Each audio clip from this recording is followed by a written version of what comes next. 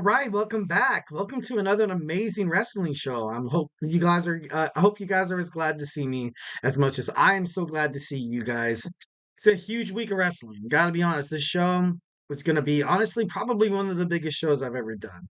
First, we're gonna talk about our WWE Smackdown preview, but before we get into that, I was watching a little bit of Impact Wrestling via YouTube clips and stuff like that, and I gotta realize that I'm totally missing out. I'm definitely missing out on some Impact Wrestling. There's no doubt in my mind that I'm going to most likely get Access TV, and I don't know. I'm gonna be, I'm gonna jump right on into it because I don't know. For some strange reason, I kind of think of, of course you have WWE, but at the same time, you kind of have these other wrestling circuits that you're like, you really didn't really know much about.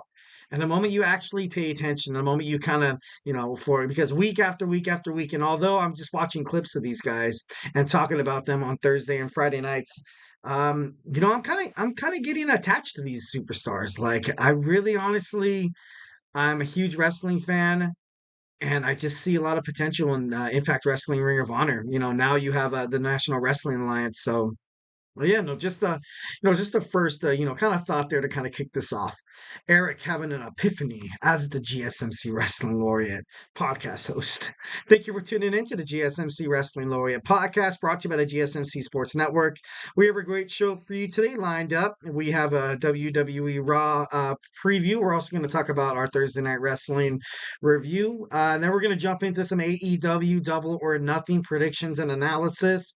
And then after that, we're also going to talk about WWE's King and Queen of the Ring. We're going to talk about prediction and analysis as well. Fifth and final segment on every Friday night, just like you guys already know.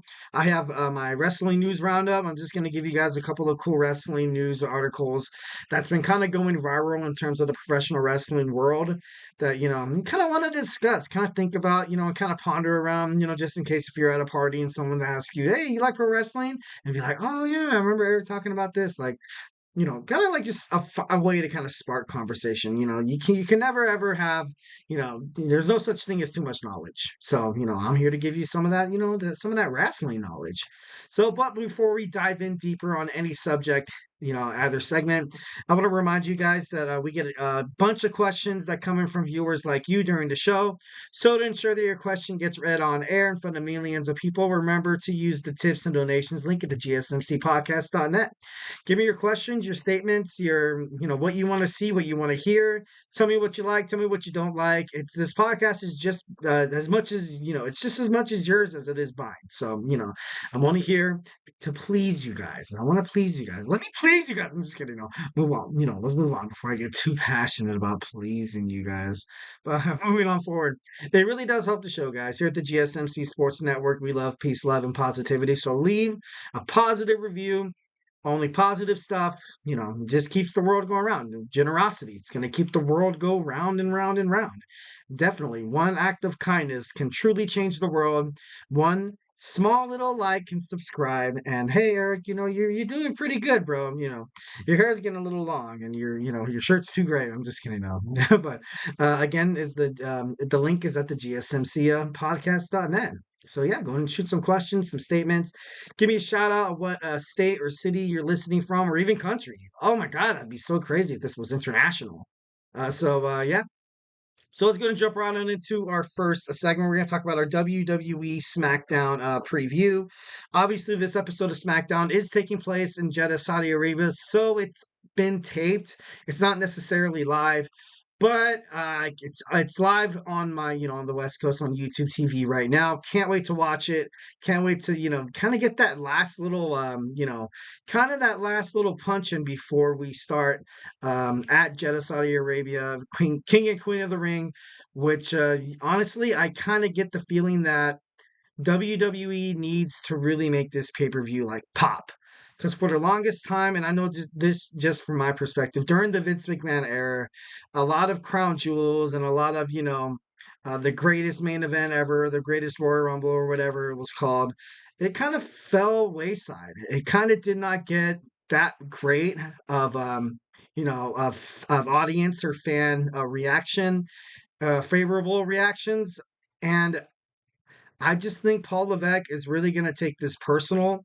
And I feel like he's going to do whatever he can to ensure that this is going to be the best damn show that you've ever seen in your whole entire life in terms of, Saudi Arabia and stuff like that. Because if you look at the match card, and we are going to preview the match card, there's only 4 or 5 matches. Like, so these matches are going to be huge. Definitely, definitely, and definitely. So, we're going to jump right into that. But first, let's talk about SmackDown. One stop before WWE King and Queen of the Ring.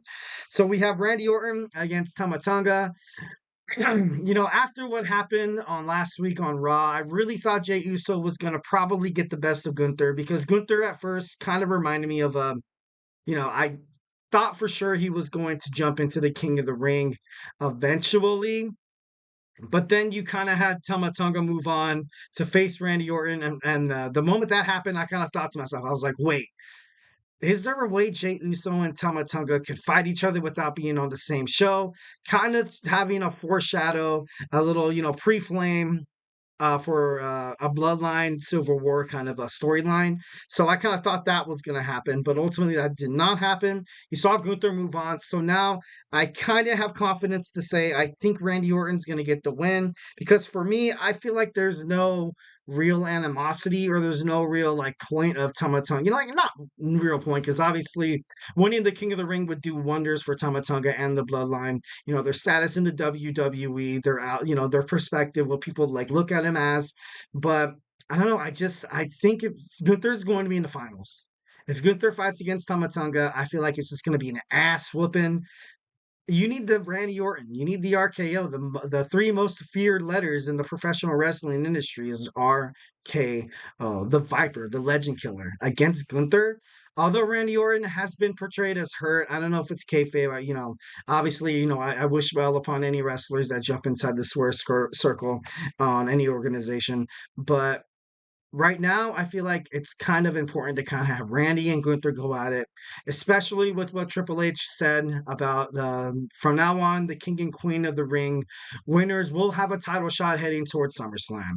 So, obviously, I'm not trying to say this just to kind of prove my prediction right about SummerSlam, about Gunther, taking on Cody Rhodes. I think this is more or less. I feel like Randy Orton, that's an accomplishment that has not had, the King of the Ring winner. So there's obviously a lot on the line for the Legend Killer. He's not going to take this by the wayside. He's not going to take this laying down. It's going to be a great fight. I can anticipate, that match going probably more than, I would say, around the 20-minute mark. But, like I said, we'll jump into it a little more, closer along the edge. But my ultimate prediction is Randy Orton moves on and defeats Tama Tonga. Next, we have the Queen of the Ring qualifying match. We have Bianca Belair, Nia Jax. Bianca Belair has been hinting at her knee being injured for the longest time. Nia Jax is on an absolute rampage, the irresistible force, ever since she made it back to WWE, and ever since Belair's partner, Jade Cargill, eliminated Nia Jax during the Women's Royal Rumble in 2024. It kind of, built up a lot of bad and negative animosity between the two. I'm pretty sure that Nia Jax is absolutely infuriated and she's going to take it out on Bianca. I think there's going to be a point in the match where Bianca might have that shed of light, that like shred of hope that this could possibly go her way. But ultimately, you're going to see Nia Jax being the ultimate opportunistic woman, which you should in terms of fighting in terms of WWE. I think even you gotta go after what irks the other, and what Bianca Belair said in a promo last SmackDown, that I say, hey y'all, I'm gonna admit right now that my knee is not at 100%. Kind of giving, not giving an excuse or not giving leeway for Nia Jax to win. I think it's kind of a way for Nia Jax to kind of pick apart her opponent, focus on that knee, and you're gonna see that knee being targeted tonight. So it's gonna be interesting to see, how Jade and Bianca bounce back. But both of them are out of the Queen of the Ring. So maybe perhaps like next week on SmackDown, they can set up a women's tag team match. Like I said before, I don't really know how injured Bianca Belair could possibly be, but It's a possibility. It's definitely a possibility but my ultimate prediction on my preview, I feel like Nia Jax makes the most sense here. You kind of have a David versus Goliath story heading toward the WWE Queen of the Ring in Jeddah, Saudi Arabia. Lyra Valkyria, the ultimate underdog, recently being drafted in the WWE draft by Raw, and you have the veteran Nia Jax, the irresistible force, the dominant, the infuriated, the just massive, powerful powerhouse that is Nia Jax. So it's going to be interesting to see how Lyra Valkyrie, goes against Nia Jax if Nia Jax wins. Like I said before, I have not checked social media, no TikTok, Twitter, Facebook, Instagram, whatever. So I have not seen a single shred of a WWE content in terms of SmackDown. Can't wait to watch it as soon as I get done with this podcast. Of course, you can always shoot chats. Tell me your opinions about, what I'm saying. Please, no spoilers. But, if you have to get it off your chest, like I would appreciate. I'm just kidding. No. But no, it's gonna be a good match. I feel it's good. If I feel like it's gonna be a good match. Next, you see Bailey fight Chelsea Green. Chelsea Green called Bailey super boring, like kind of like Piper Niven and stuff like that. Classic Chelsea Green. Chelsea Green recently coming off of a loss in the WWE NXT for Roxanne Perez's a women's world heavyweight championship. But I like Chelsea Green. She does really good as a heel. Obviously, not really the championship type. I can kind of see her as maybe like a WWE Women's North American Champion that could possibly be like maybe in the future for her. But her as a tag team with Piper Niven, she kind of showed signs that her and the other girl from NXT, the girl that is all about shine, and she comes out looking like a queen, and like I don't know, they kind of showed some pretty good chemistry. Like she could definitely tag team up with her, and Piper Niven can make her way into the singles spouts, which would kind of, I feel like that would be bad for Piper Niven in terms of just her overall status in the WWE. It's kind of sad to say, but I feel like the only reason why Niven is kind of relatable and kind of like in the the spotlight of the WWE women's division is because of Chelsea Green. So they want to keep that tag team together. Definitely going to have them fight in the future. Like I said before, I really hope that Bianca Belair and Jade Cargill lose those championships sooner than later, because I feel like ultimately that would open up the women's division, A, B, the women's tag division. I feel like that would be probably the best for WWE moving forward. So, right next we have AJ Styles. AJ Styles is going to meet with the general manager Nick Aldis. Last week, AJ Styles kind of had a heart to heart moment. Kind of was like realizing like, look, everything I'm doing right now, it's not causing me success. It's causing me major, major failure. I have not won a good match. He lost against Randy Orton, lost against Cody Rhodes, lost against the LA Knight, and it's starting to eat him up because AJ Styles has been super successful, and kind of thinking about it right now, you think about the title picture, the World Heavyweight and the WWE Undisputed, and there's really no room for AJ Styles right now. There's really no room for AJ Styles, right? Obviously, like you don't want to let him go. You will never ever let AJ Styles sign anywhere else, because I guarantee you, if he signs with AEW, that would be absolutely huge. Probably one of the biggest signings ever since AEW surfaced in 2019. But I think WWE needs to find a way to kind of incorporate an AJ Styles you know, storyline. He's not like any other superstar. He doesn't need a belt.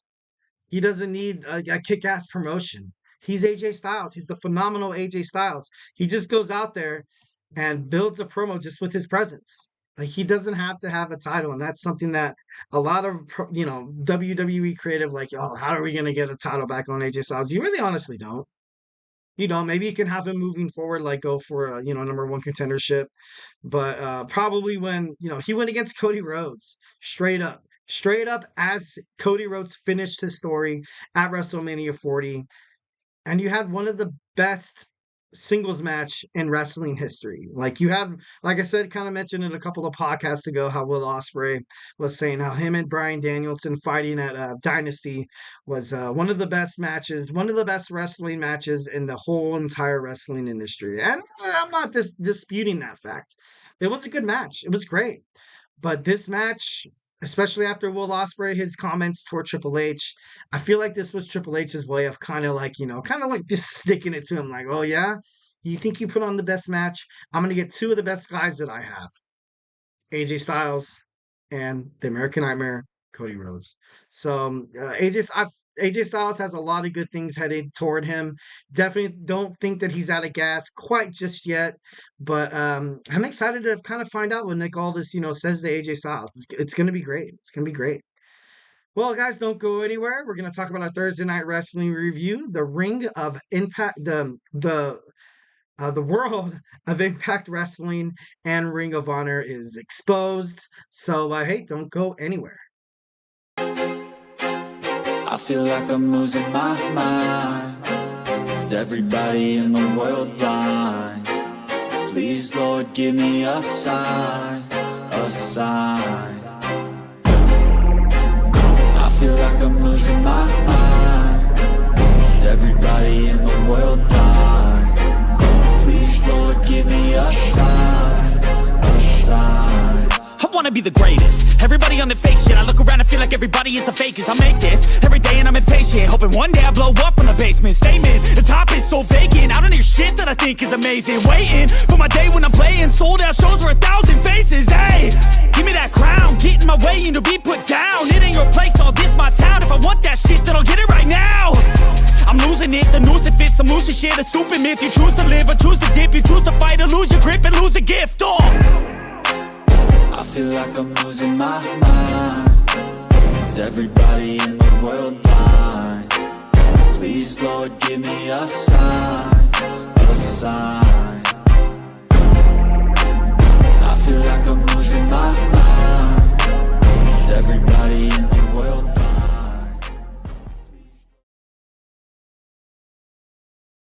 All right. Welcome back to the GSMC Wrestling Laureate Podcast, brought to you by the GSMC Sports Network.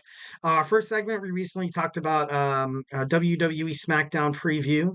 Obviously, it's airing right now. Can't wait to watch it. Have not watched a single shred of wrestling content, from TikTok, Twitter, all the social media platforms, just so I don't get a spoiler, just so we're in this together. If y'all haven't watched it yet and you guys stuck to my show before watching the the event, so hey, gotta give kudos to you guys. You guys are y'all my friends. So we're gonna move on though. We have Thursday night wrestling review. Before we go on any further, I want to remind you guys to use the tips and donations link at the gsmcpodcast.net. You can use this link to submit your questions. Just put your questions up on top so I can see it.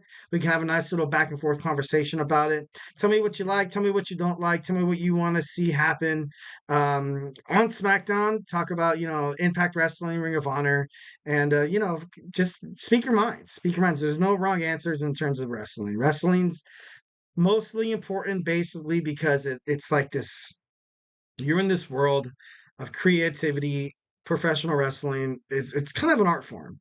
It's kind of an art form. It is entertainment. It's one of the best damn entertainment, kind of, totem poles in terms of, just I don't want to say life because a lot of people don't really respect professional wrestling, but just something that a lot of people kind of look forward to, and those who do love watching it, they kind of hold it dear to their heart.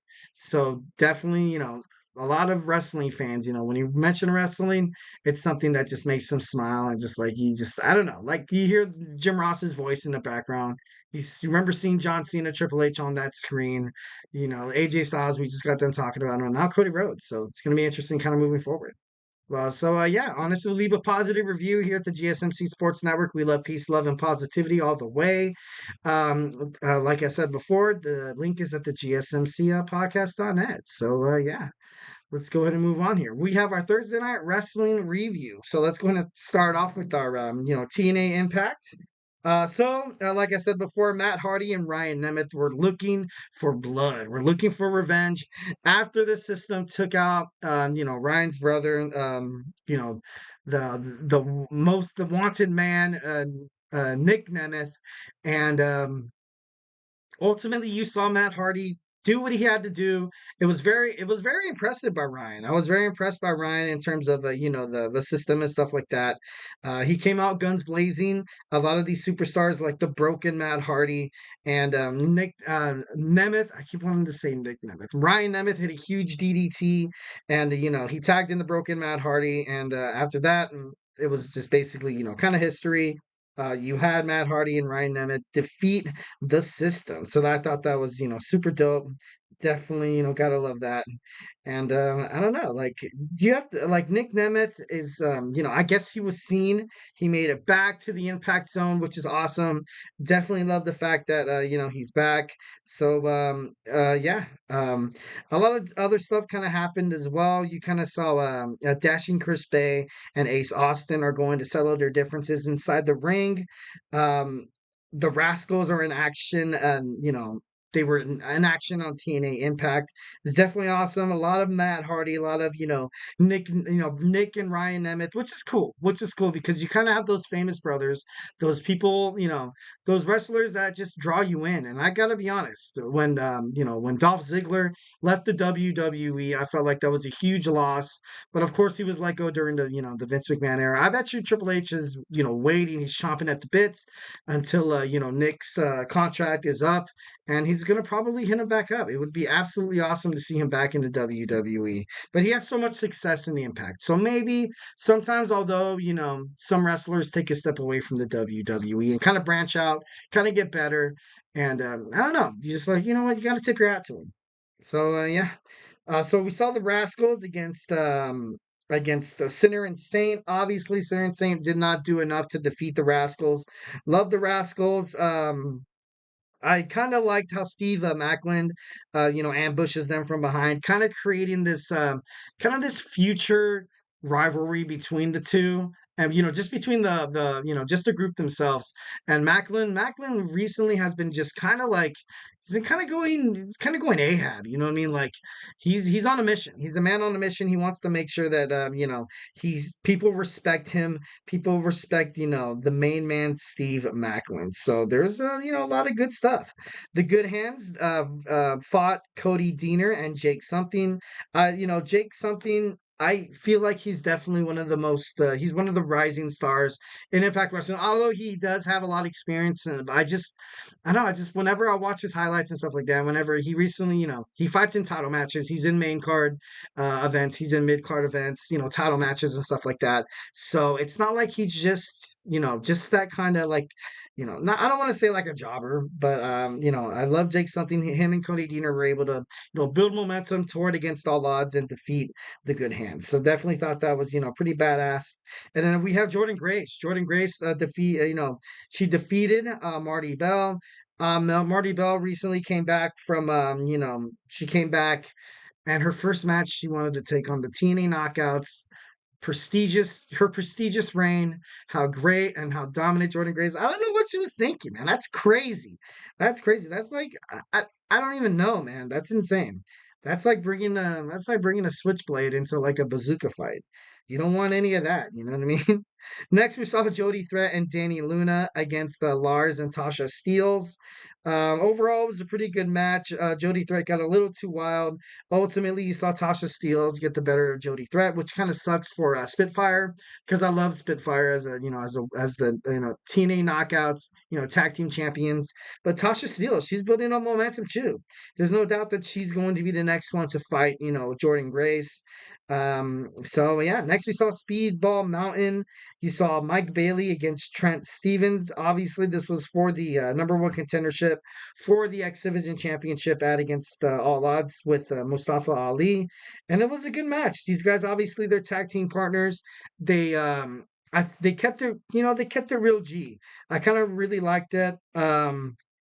I definitely loved how, although these guys, there was actually, it seemed like there was real tension building between the two. Like I said before, I really hope this isn't a way for wrestling promoters to be like, oh, let's, do singles pushes and stuff like that, because sometimes it's better when tag team stars stay tag team stars.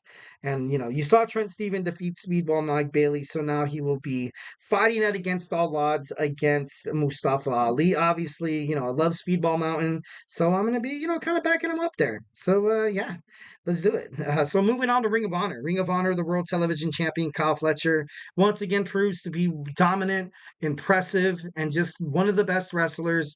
I did a power rankings last Monday, and he was on there. He was on there for a reason. He's this guy's going to be a huge star. Not that he isn't already, but he's going to be great. The Workhorsemen, JD Drake and Anthony Henry defeated the Spanish Announce Project Angelico and Serpentico. Nyla Rose defeated Rhea Von Slasher. Santam Singh defeated Jimmy Jacobs. Shane Taylor and Anthony Ogogo defeated Artemis Spencer and John Cruz. Daddy Magic defeated Mike Bennett, which was kind of surprising. Top Flight, Action Andretti, and Lee Johnson defeated Griff Garrison, Cole, Carter, Tony Nese, and obviously the premier athletes. So definitely thought it was a good couple episodes. Honor Club, definitely about the pop. I think they have a super card coming up. In mid-June, I believe it is. Don't quote me on that. But you just have a lot of these young guys, like I was talking about at the beginning of the show. You like Cole Carter. I saw Cole Carter, a couple of his highlights and stuff like that. And I love how TNA is kind of just like they're changing the game. I love the way how they kind of have their matches kind of set up. It's just not your necessary. It's not your regular wrestling show. So whenever you watch Impact Wrestling, you're in for like something absolutely shocking. Also, the Ring of Honor as well. So yeah, honestly, if you want to kind of branch out from that traditional wrestling, tune into Impact Wrestling, Ring of Honor every Thursday night. Ring of Honor, I believe I think there's a YouTube. I think they're live on YouTube, and TNA live on Access TV. So yeah. So guys, don't go anywhere. Our next segment, we're going to talk about our AEW Double or Nothing preview. We're going to talk about our predictions and analysis. So hey, don't go anywhere. Looking for your daily fix of sports talk without having to pay for it? GSMC Sports Network is available on YouTube. Just search GSMC Sports Network. Get your fix of daily sports talk shows on YouTube, absolutely free. NFL, college football, NBA, MLB, MMA, UFC, fantasy football, and so much more. GSMC Sports Network has shows running all day long, with new sports shows starting every 2 hours. Just like on your favorite cable sports channel, except GSMC Sports Network is absolutely free. Just search GSMC Sports Network on YouTube to catch one of your new favorite shows, like the GSMC College Football Podcast, Chip Shot Football Podcast, Hoops and Heels Women's Sports Podcast, GSMC Basketball Podcast, and so many more. Check it out for yourself. GSMC Sports Network, now available on YouTube absolutely free. Search GSMC Sports Network on YouTube right now.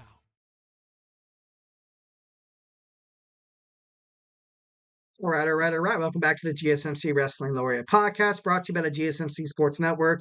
Just got to reflect on what we talked about real quick. We talked about our WWE Smackdown preview. We also talked about our Thursday Night Wrestling review. And we're going to jump into AEW's Double or Nothing. So it's going to be a great pay-per-view. Double or Nothing is the first. But just kind of before we move forward, I want to remind you guys to tip and donate. Give me your chats. Tell me what you like. Tell me what you don't like. Use the tips and donations link at the GSMC podcast.net with your questions. So don't be too shy. Go ahead and tell me how you guys feel. Tell me what you guys want to kind of see and hear in terms of a wrestling podcast. Because yeah. So let's go ahead and get this started. First, we're going to talk about the AEW International Championship match between Roderick Strong and Will Ospreay. Like I said on my last podcast, Will Ospreay is impressive. Definitely one of the biggest wrestlers. I love that he's on AEW, and I know WWE had a shot to get him, but I feel like he's right where he needs to be. Right now, he's kind of at that spot where AEW they need viewership, they need ratings increase, which they are. So that's I feel like they're doing a great job with that. Keep Will Ospreay in the ring, keep him in good promos.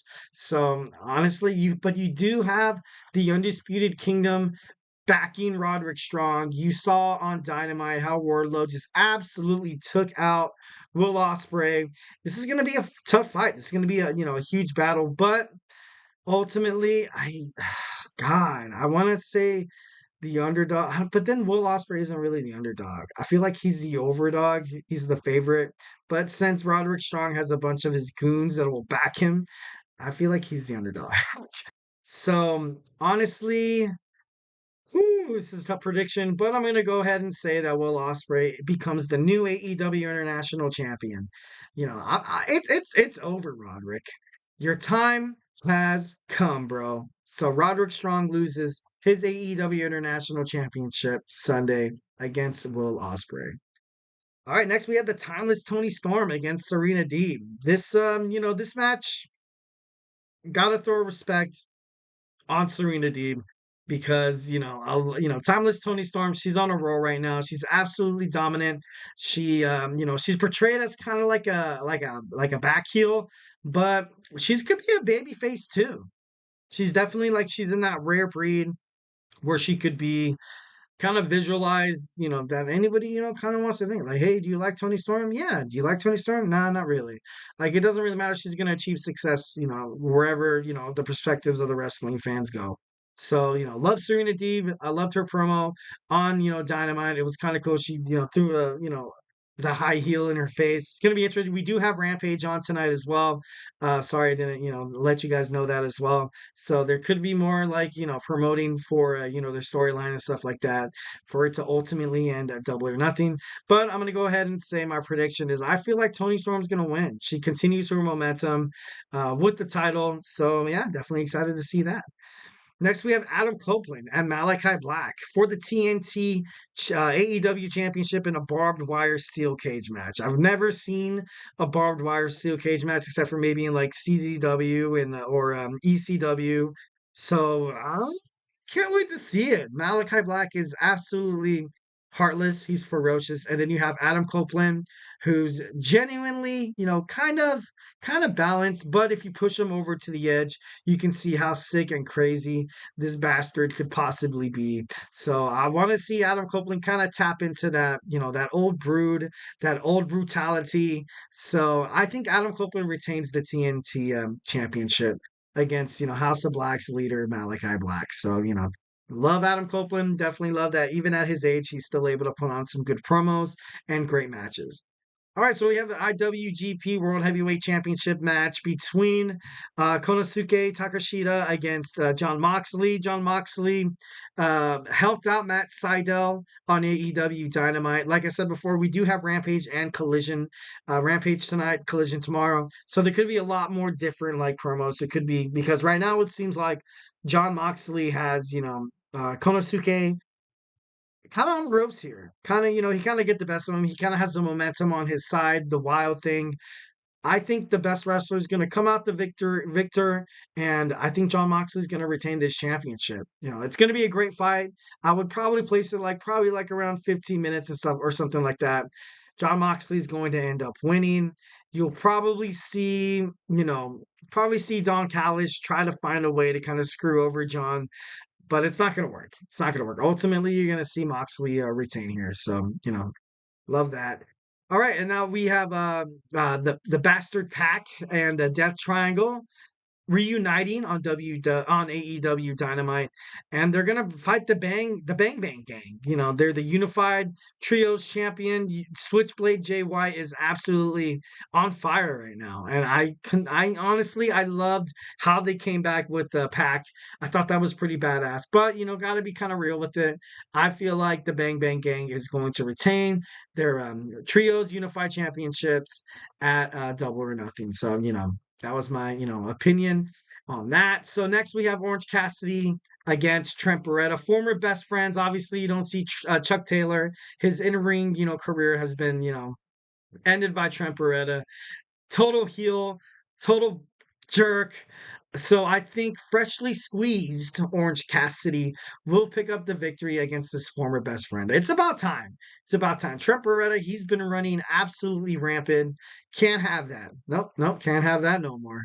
Orange Cassidy needs to do whatever he has to do to win this match because there's a lot of people backing him. You have the AEW universe. You probably have Chuck Taylor, clapping his hands, hoping for Orange Cassidy to kind of put it together and win. So I think Orange Cassidy is going to take down Beretta, and he's gonna take down his former best friend. So good for him. So we have a triple threat match for the FTW Championship. You have the Learning Tree, Chris Jericho, Fighting Hook, fighting Katsuyori Shibata. I think this is going to be a great match. Like my philosophy on wrestling is, I feel like having a triple threat match kind of gives the champion, usually the heel, kind of like a way out. Like, you know what I mean? Kind of like a way to kind of, slither and shimmy his way out of the match with like kind of being unscathed. Essentially, this is Hook's rematch.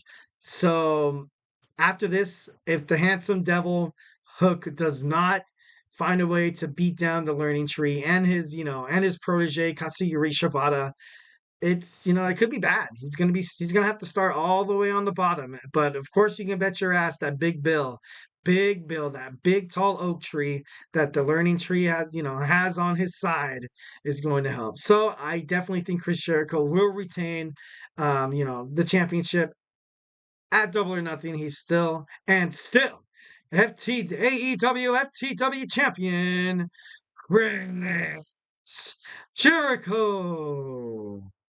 All right, next we have probably one of the biggest matches on the card. Willow of Nightingale against Mercedes Moné. Mercedes Moné's first match ever since she made her debut at Big Business. And it's so good. I don't want Willow to lose. I feel like right now she's just the perfect champion. She's the perfect TBS champion against Mercedes Moné. Mercedes Moné has been cutting the same promo over and over and over again. Oh God, this is probably going to be one of the biggest matches that I'm going to pay attention to. Like I said, I ever since Jim Ross was kind of told that he wasn't going to be at announcing there because he was admitted to the hospital. Hope he's doing good. Obviously, his help is of top priority. Um, so I think I still might rent it. It is $59.99 on Bleacher Report on pay-per-view. So you know what? I would, but then again, I might jinx it, and then Willow might lose, and I'll be like cursing myself in the mirror, be like, "You did this," wiping my tears away. I'm like, "What?" It's like, no, I'm just kidding.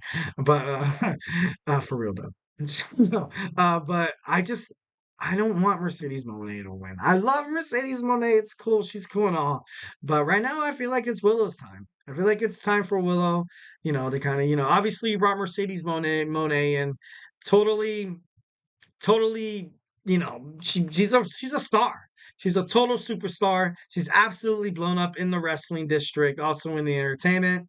But oh God, this is gonna honestly, I don't really know how this match is gonna go.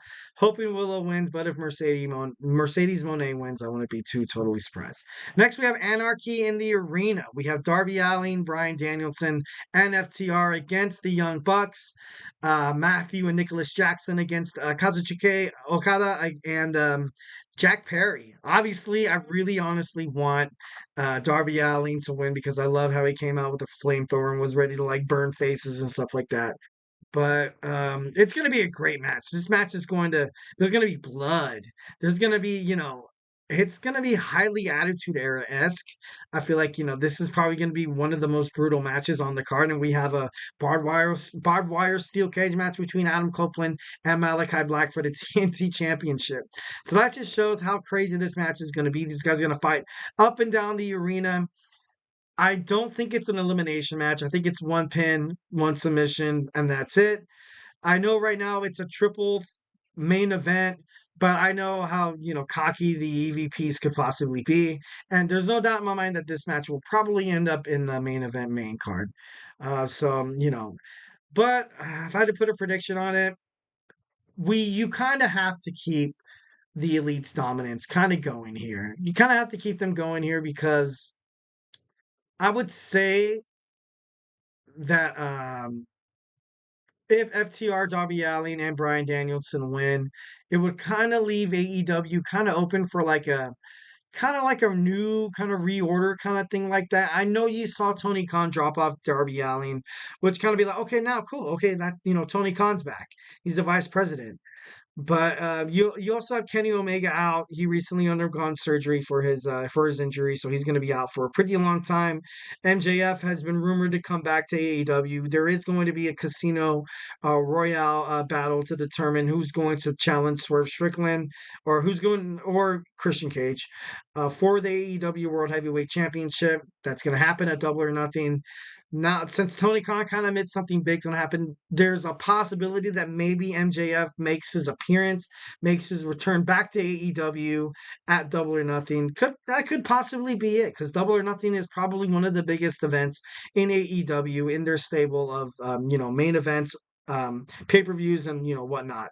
Because this was their first one, 2019. This was kind of like their homecoming. You know what I mean? So it's gonna be a great match. But if I had to put a prediction on it, I think the Elite is going to win.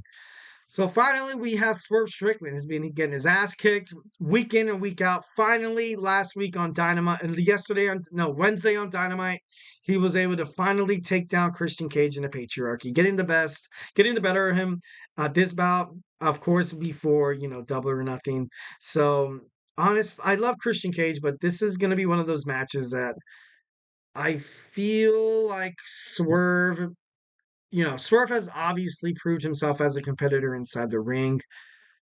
He kind of was not really lacking on the promo and the vocal skills kind of thing, but I feel like a lot of people saw Swerve Strickland defeat Samoa Joe, and we're kind of like still in unbelievance. They're kind of like, dude, I can't believe they gave him the title. Like, who the hell is this guy? This guy was, he was a rapper, he hosts a podcast, and now he's holding the AEW World Heavyweight Championship. So I feel like Christian Cage is kind of like that veteran, kind of known for being a badass, has that, respect and reputation from the fans to be like, look, if Swerve Strickland defeats Christian Cage in a good, hard-fought wrestling match, you're going to get a lot of respect for Swerve. So I see Swerve Strickland retaining his AEW World Heavyweight Championship, taking the gold, but most importantly, taking the respect. So yeah, we have an amazing pay-per-view coming May 26th on Sunday. Make sure you order it on Bleacher Report, $49.99. That's not bad. That's not bad. You know what I mean? So yeah, I'm definitely looking forward to watching that, and can't wait to see if my predictions come true. So guys, don't go anywhere. We're now, since we previewed AEW's pay-per-view this weekend, now we're going to preview the WWE King and Queen of the Ring predictions and analysis. So hey, don't go anywhere.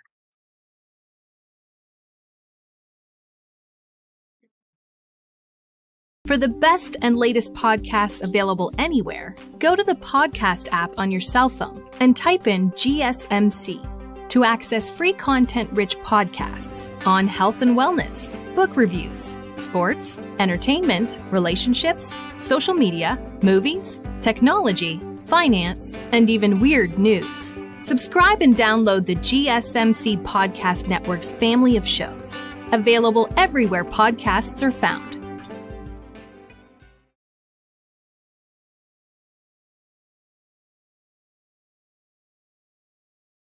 All right.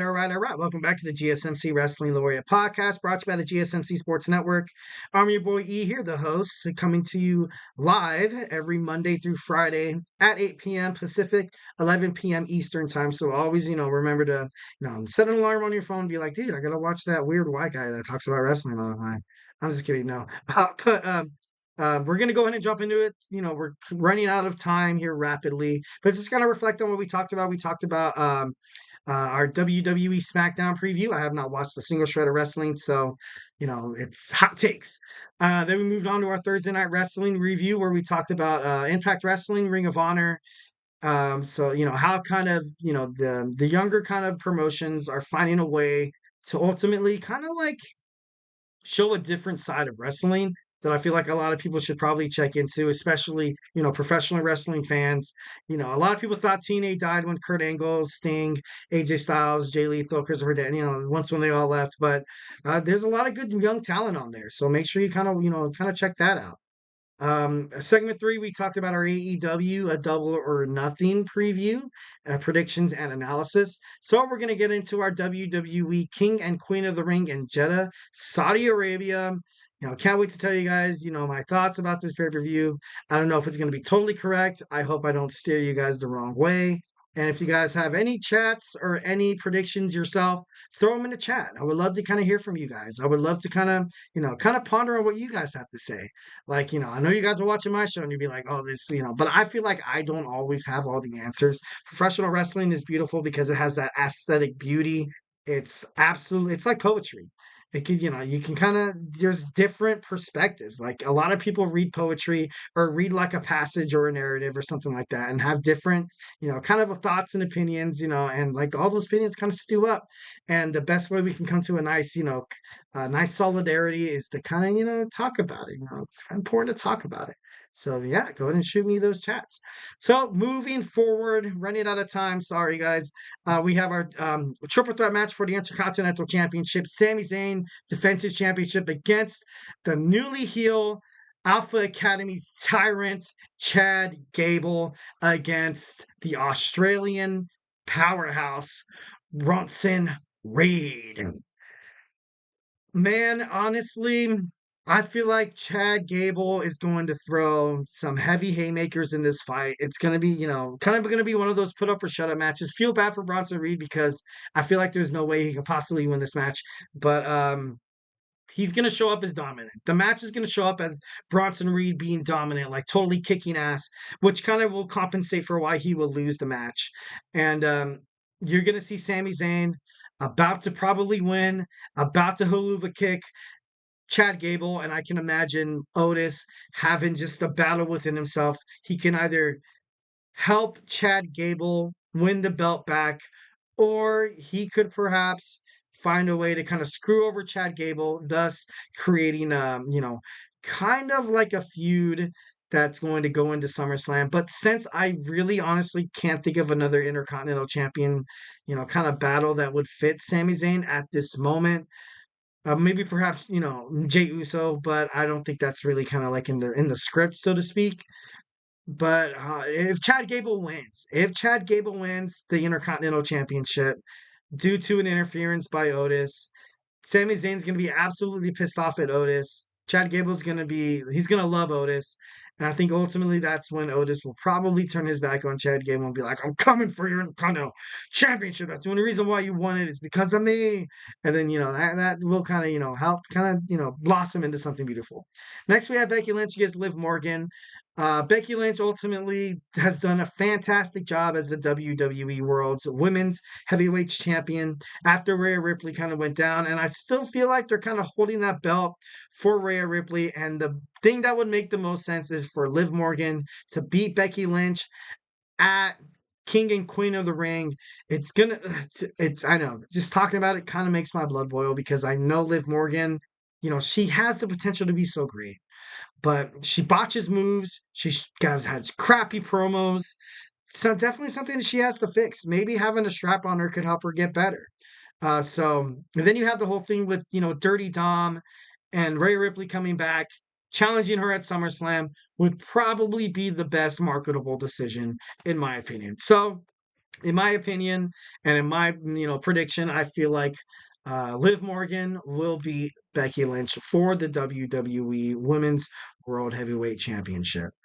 All right, now we have Lyra Valkyria. Lyra Valkyria is set to fight in the finals of the Queen of the Ring against Nia Jax or Bianca Belair, no matter who she faces. Bianca Belair or Nia Jax, this is the ultimate underdog story because you have Lyra Valkyrie recently drafted in the WWE draft by Monday Night Raw. She's proved herself a formidable, amazing superstar talent that is, which makes me think that, all right, although, kind of like one of those things that, us wrestling fans only understand that she's achieved so much to get to where she's at. If she loses, it's going to be thought as a win. It's going to be like as if she won the Queen of the Ring. She doesn't get the title shot, but, if Nia Jax moves forward and she fights, she's going to be able to fight Bayley at SummerSlam because the winner of the King and Queen of the Ring gets title shots at SummerSlam. So it could be a possibility that Bianca wins Nia Jax tonight on SmackDown. There's a possibility. And I'm only saying that solely because I know Bianca and Bayley have had a lot of tension, a lot of animosity between the two. So honestly, it'd be kind of cool to see Bianca Belair become the Queen of the Ring, defeating Lyra Valkyria.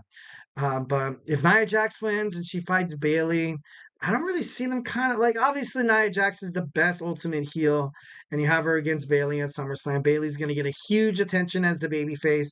Maybe what WWE kind of wants to kind of establish herself after WrestleMania 40 when she found out that Damage Control was being run by Dakota Kai and Io Sky, the Kabuki Warriors, and Kai got her the hell out of there, beat the crap out of her, but ultimately centered her to babyface, but ultimately creating this new, depiction of Bayley in terms of character development. So, definitely love that. So now we have Gunther. Gunther in the finals of the King of the Ring. He's going to fight either Randy Orton or Tama Tonga. I think it's smart if, I think Tama Tonga would have made sense if Jey Uso would have beat Gunther on Monday Night Raw. But since you have Gunther winning, representing Monday Night Raw, the ring general, the dominance, the power, the only way this match is going to actually be badass and last longer than 5 or 10 minutes is if the legend killer, the Viper Randy Orton, moves on. So, you kind of have the experienced veteran against the young rising star that's still, kind of experienced as a veteran. Gunther is, he's an amazing superstar. He's absolutely dominant. I love the way he dictates and kind of holds himself inside the squared circle. He knows how to develop a match. He knows how to develop a promo. And ultimately, he knows how to develop himself as a total badass. So it'd be no surprise if Gunther faces either of these guys. You're going to see him defeat either one of these guys and move forward for a match against Cody Rhodes. Cody Rhodes against Logan Paul. I love Logan Paul, but I really see no reason for Cody Rhodes losing this match. This match is ultimately kind of was a way that you have one of the biggest social media presence in the whole entire world, Logan Paul. And I think Jake Paul's going to be there as well. So now you have them, the tandem, the brother, the duos, or whatever you like to call them, the Paul brothers. And then you have Cody Rhodes. Cody Rhodes, the ultimate babyface. Love Cody Rhodes. Heart of a lion. Eye of the tiger. He's going to retain his WWE Undisputed Championship. So there's not really a surprise there. And it's going to be one of those things where although Logan Paul's going to lose, he's going to be ultimately a formidable opponent for Cody Rhodes. So in a way, he's going to kind of win. Kind of like the whole Lyra Valkyria kind of thing. So guys, we are currently almost out of time. I have about a couple minutes left. But we're going to move on. Going overtime, baby. Overtime. No, I'm just kidding. We're going to wrap this up right quick. Forgive me if I seem like I'm kind of pushing myself out the door here. So, hey, stay tuned.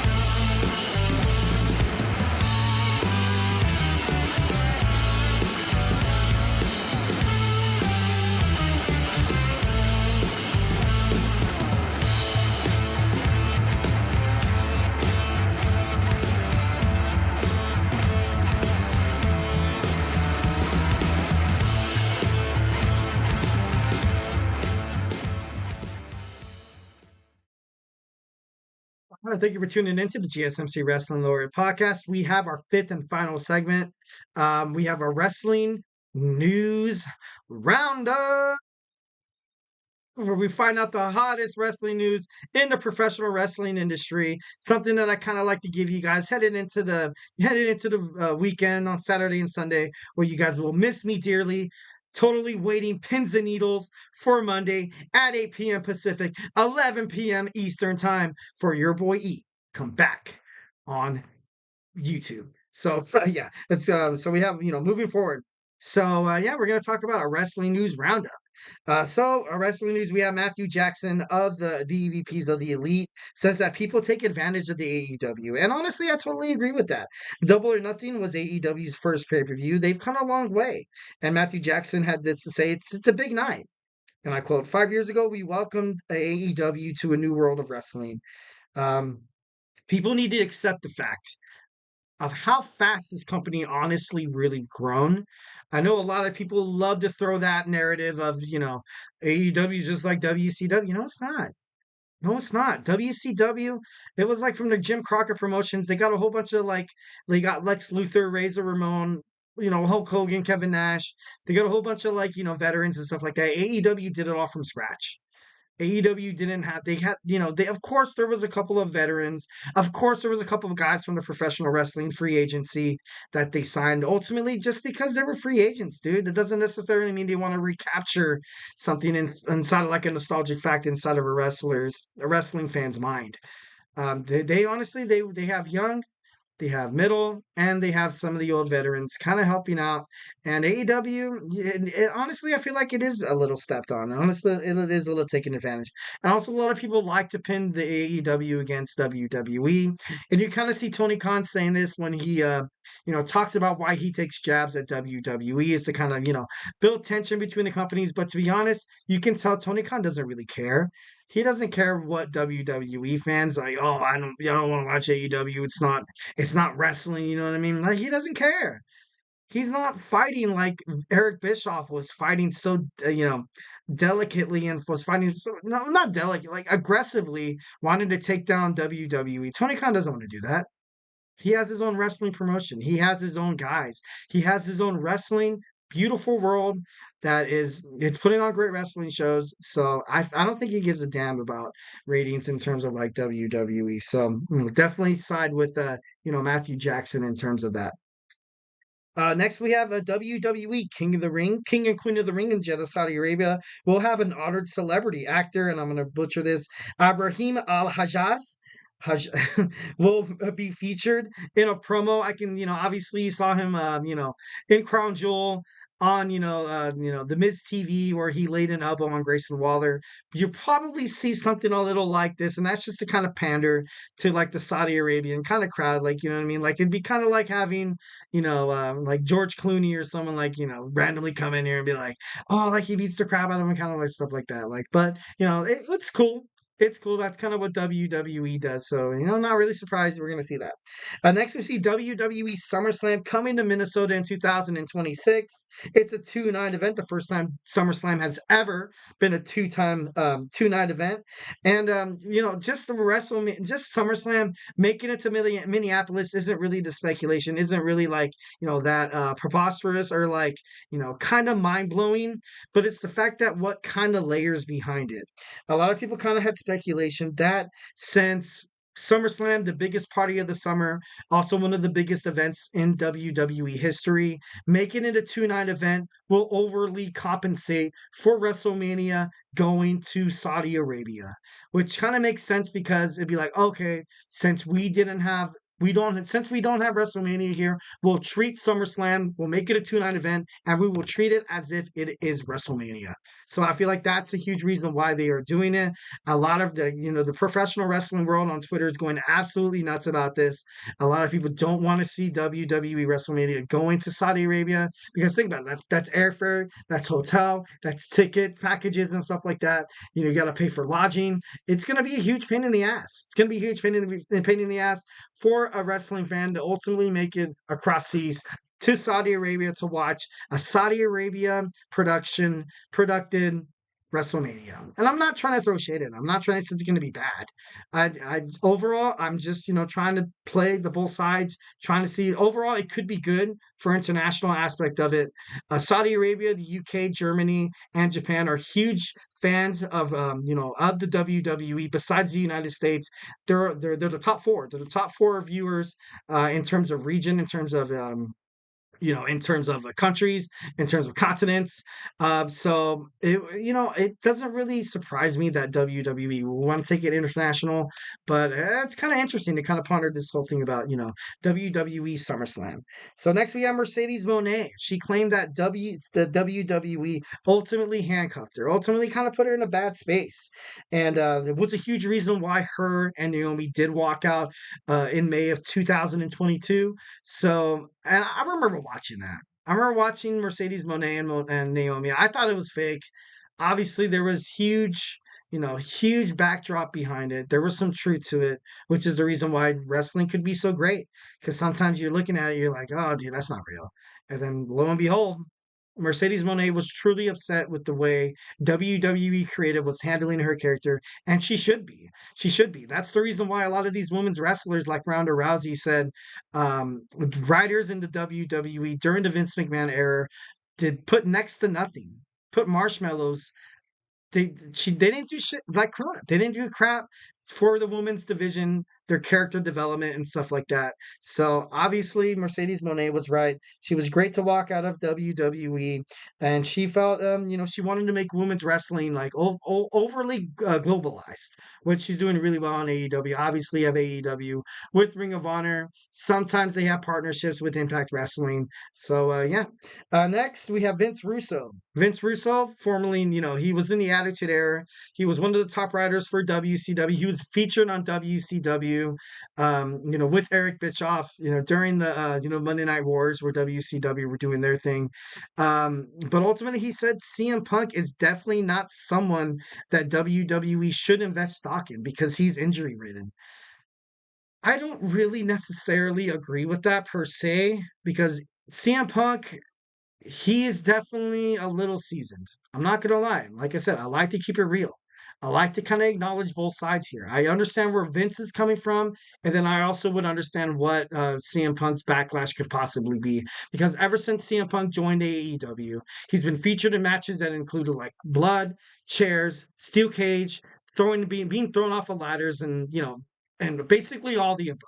So CM Punk, I feel like he still has a lot of good years ahead of him. It's probably not decades, but CM Punk, he and the WWE universe, when he came back and he ultimately stood in front of the WWE universe and he was like, look, guys, I effed up. I effed up. I had that pipe bomb. I missed you guys. I should have been here this whole entire time. And I'm not saying that Punk's stint or his few years in AEW was, you know, problematic or like he shouldn't have been there. But I still feel like I think Vince is wrong. I think Russo's wrong. I think CM Punk is going to come back bigger and stronger than ever.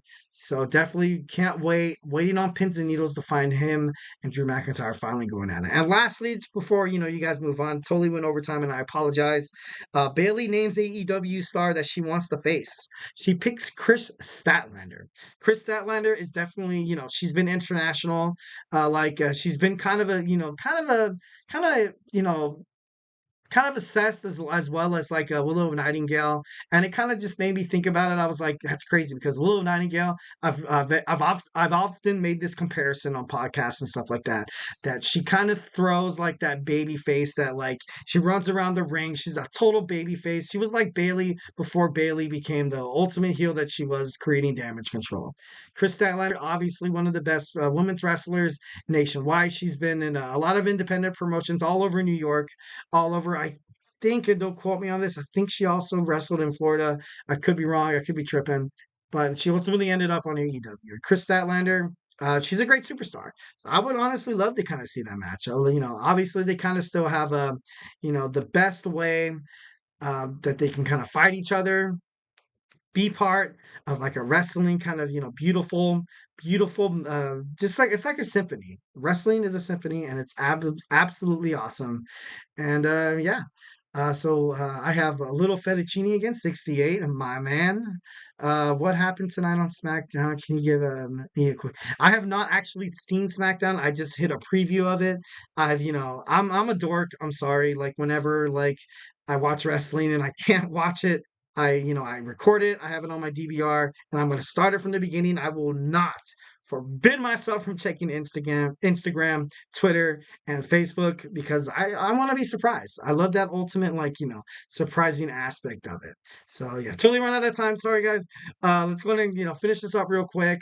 We have my boy Emran on with the soccer podcast, so stay tuned. You soccer fans out there, this guy, very knowledgeable young man, very good at what he does. But, obviously I have to say goodbye.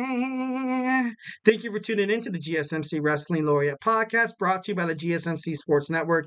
Your support means a lot to us, so please remember to like, Superman punch that like and subscribe button to the show. Show support, give me positive feedback, or if you have to, throw some negative shade, bro, but just keep it moderate. I can handle it. I'm just kidding. No, I'm just kidding. Give me your opinions. Tell me what you like. Tell me what you don't like. This is our podcast. We're a wrestling fandom. We belong together. We belong together. So it really does make a difference, guys. So, don't be afraid to, comment, like, subscribe, chat, watch the show after, give me your opinions about it. And we also invite you to like us on Twitter /X, Facebook, TikTok, and Instagram, so you guys can get more content and updates. Like I said before, if I have not made you a wrestling fan by now, we have a bunch of sports shows. We have Sports with TJ and Jeremy. We have the Chip Shot Football Podcast with Manny, Football Podcast with Kenneth. We also have Hoops and Heels, your one-stop shop for women's sports with Samantha. We have the Andrew Tate Show. We just have shows. The NBA playoffs are absolutely heating up. You're going to get the best content, the best takes, and the hottest big stats analysis from my boy Nelson from the GSMC Basketball Podcast. So make sure you stay into that. We have my boy Chris on fantasy. We just podcast sports. So don't be afraid to check that out. Be a part of this GSMC Sports bloodline that I love so much. So once again, thank you guys so much. Have a lovely Memorial weekend. Stay safe. Love you. Hope to see you Monday at 8 p.m. So hey, stay beautiful. Let's go. I wake up to a little bit of drool on my pillow, feel like it's gonna be a bad day. Yeah, I'm tired of shit, and the coffee ain't hit yet. Damn, ain't that great. I don't wanna go to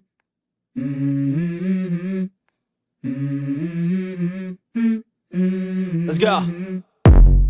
I wake up to a little bit of drool on my pillow, feel like it's gonna be a bad day. Yeah, I'm tired of shit, and the coffee ain't hit yet. Damn, ain't that great. I don't wanna go to